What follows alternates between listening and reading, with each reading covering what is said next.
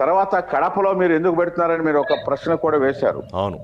యువగళం యాత్రకు వెళ్ళబోయే ముందు లోకేష్ గారు కూడా ఇక్కడికి వచ్చి దర్గాని దర్శించుకుని ఆ తర్వాత వెంకటేశ్వర స్వామి దగ్గరికి వెళ్ళి తిరుపతి వెళ్ళి తర్వాత కుప్పం నుంచి ఆయన యువగళం యాత్ర కూడా ప్రారంభించారు.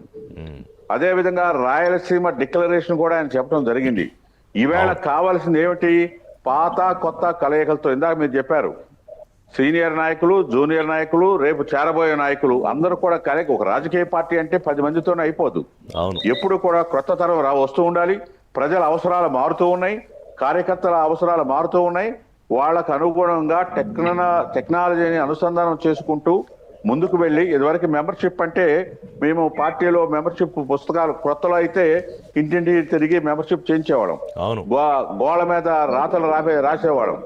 సో దాని నుంచి క్రమేపా కంప్యూటర్ యుగం వచ్చిన తర్వాత కంప్యూటరైజేషను, అదేవిధంగా మెంబర్షిప్ కార్డ్స్ ఇవాళ ఏ విధంగా ఉన్నది అని అంటే ఆ టెక్నాలజీకి అనుసంధానంగానే ఇదివరకు లాగా అవన్నీ తీసుకువెళ్లాల్సిన పని లేదు. ఈవేళ ఈ కార్డు ద్వారా మరి ఇది ఉంటే